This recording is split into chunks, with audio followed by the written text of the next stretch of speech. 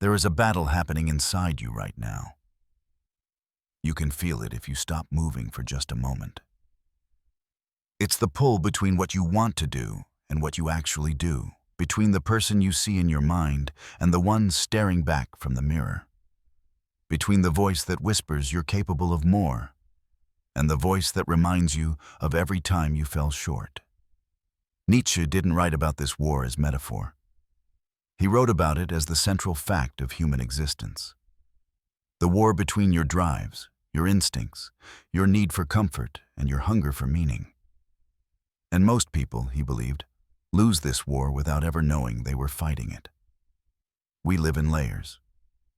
There's the face you show the world, carefully constructed, rehearsed, acceptable. There's the face you show yourself when no one's watching, the one that scrolls endlessly, that reaches for easy dopamine, that makes promises it won't keep. And then, buried deeper, there's something else, something raw, something that once had teeth but learned to stay quiet because the world doesn't reward wildness. Nietzsche called it your will to power, but don't mistake that for dominance over others. It's the force inside you that wants to build, to overcome, to become something more than the safe version everyone expects. The tragedy is that most of us spend our entire lives suffocating that force beneath layers of politeness, fear, and self-betrayal. Think about the last time you felt that pull. The urge to create something, to take a risk, to speak a truth that might cost you approval. What did you do with it? Did you feed it, or did you negotiate it down into something smaller, something manageable, something that wouldn't disturb your carefully organized life? That negotiation is the battlefield. Every single day you are making tiny treaties with your own potential, trading pieces of what you could become for the comfort of what you already are. And the cost accumulates in silence. You feel it as restlessness, as that hollow ache that no amount of entertainment can fill, as the growing suspicion that you're living someone else's script. The war intensifies when you realize that the enemy isn't external. It's not your circumstances, not your past, not the people who doubted you. The enemy is the part of you that has grown comfortable with excuses, the part that has learned to weaponize your pain, to turn your wounds into identity, to make a home out of resentment. Nietzsche saw this poison everywhere. He watched people nurse their grievances like sacred objects, watched them build entire philosophies around their inability to act, watched them call their weakness virtue and their stagnation wisdom. He called it slave morality, but strip away the controversial term and you're left with something uncomfortably true. We have become experts at making our limitations sound noble. You see it in the way we talk about life. We say we're being realistic when we're actually being afraid. We say we're being humble when we're actually avoiding the risk of trying and failing publicly. We say we're being patient when we're actually paralyzed. We've built an entire vocabulary designed to make surrender sound like strategy. And the most dangerous part is that we believe it. We tell these stories so often that they become the walls of our cell, and we forget we built them ourselves.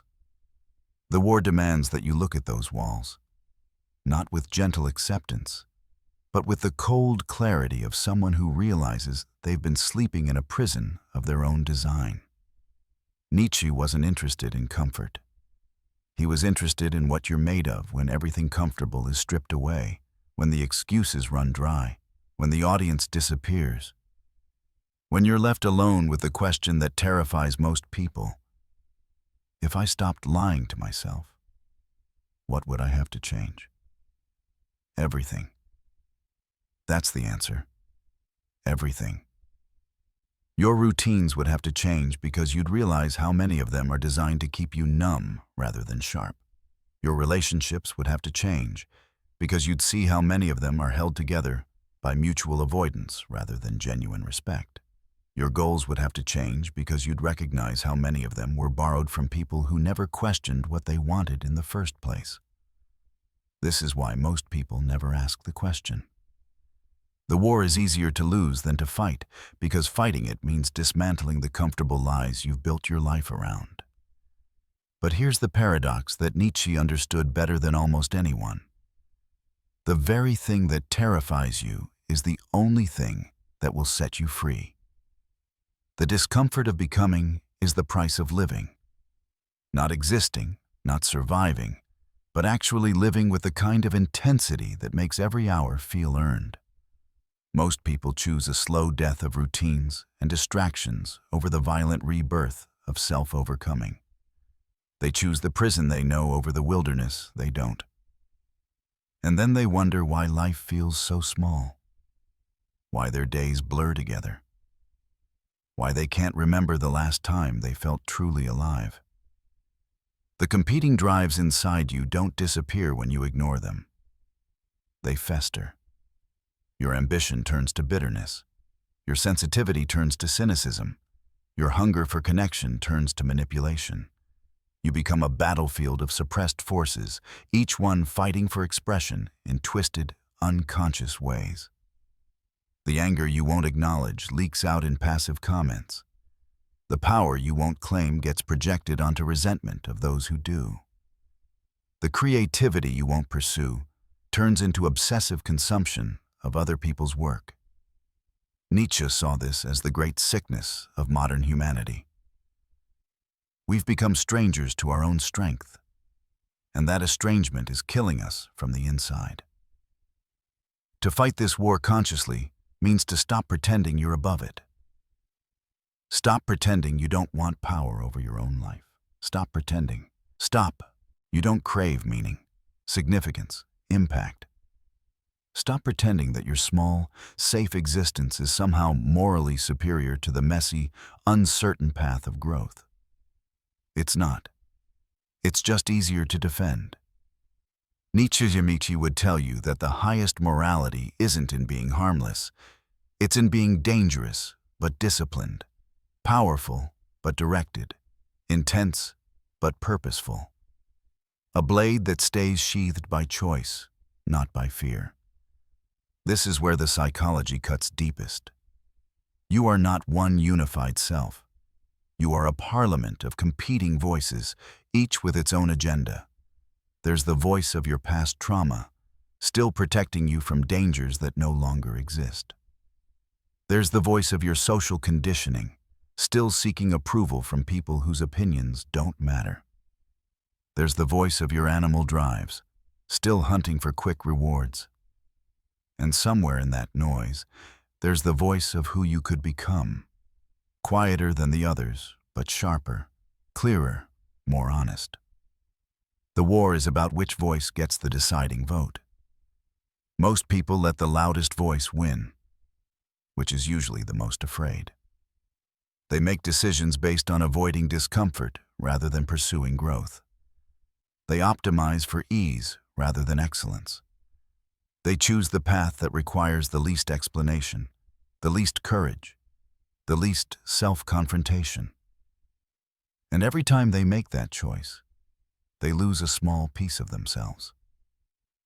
Not dramatically, not obviously, just a quiet erosion of possibility, a gentle betrayal of potential, a slow surrender to mediocrity, dressed up as maturity.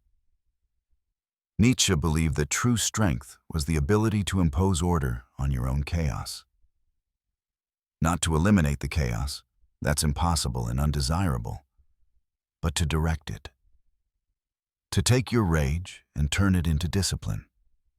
To take your fear and turn it into focus. To take your pain and turn it into purpose. This is alchemy, not philosophy.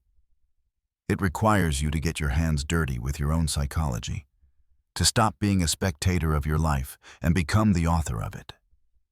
And authorship is violent. It means killing off the character you've been playing, the one everyone recognizes, the one that keeps you safe and small. It means writing yourself into a story that hasn't been told yet, one without guaranteed happy endings. The loneliness of this path is real.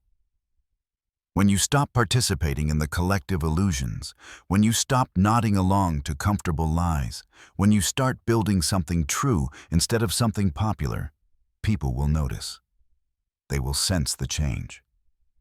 Some will admire it from a distance but won't join you.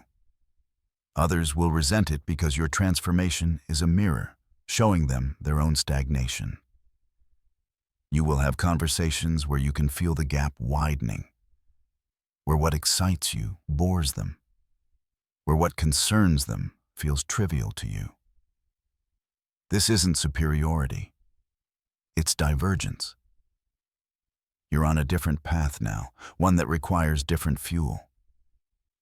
Nietzsche would tell you to walk it anyway, to embrace the solitude not as punishment, but as clarity. Because in that space between who you were and who you're becoming, you finally hear yourself clearly. You finally make decisions based on your values instead of others' expectations. You finally build a life that fits your actual shape instead of contorting yourself to fit a prefabricated mold. And yes, it's harder. Yes, it's lonelier. Yes, it requires a kind of courage that most people will never understand. But the alternative is slower and crueler. A lifetime of wondering what you could have been if you'd had the spine to find out. The psychological war Nietzsche described isn't one you win once and celebrate. It's a war you wake up to every single morning. The question is always the same. Will you honor the strongest part of yourself today? Or will you negotiate it away for temporary peace? Will you do the hard thing that builds your future, or the easy thing that protects your present? Will you speak the truth that costs you something, or the lie that keeps everyone comfortable? These aren't abstract philosophical questions. They are the hourly decisions that determine whether you're living or merely existing. And here's what nobody tells you. The war gets easier, but only after it gets much harder. In the beginning, every choice against your conditioning feels like rebellion, like walking through fire. Your nervous system screams at you to retreat to the familiar. Your social circle applies pressure to return to who you were. Your own habits conspire to pull you back to sleep. But if you keep fighting, something shifts. The new choices become the new normal. The uncomfortable becomes your habitat. The voice of your becoming grows louder than the voice of your fear. You don't become fearless. You become more afraid of wasting your life than of risking your comfort. Nietzsche understood that most people die with their music still in them, their power still untapped, their truth still unspoken, not because they lacked ability, but because they lacked the willingness to endure the psychological war required to access it. They wanted the results without the battle, the transformation without the pain, the strength without the struggle. And so they settled for simulation, for the appearance of living while their actual life remained unlived, buried beneath obligations and distractions and the slow, steady compromise of what they knew they were capable of. You don't have to be one of them. You can choose differently, right now. Not tomorrow, not when conditions improve, not when you feel ready. Now. The war is already happening. The only question is whether you'll fight it consciously or let it rage in your subconscious while your life slowly empties of meaning. Pick up your weapons. They're not swords or shields. They're discipline, honesty, courage, and the willingness to become someone you haven't met yet. Step onto the battlefield. It's the only place where you'll find out what you're actually made of. He who has a why to live can bear almost anyhow. But first, you must stop running from the war and start winning it. If this made you think deeply, make sure you like this video, share it, and subscribe for more.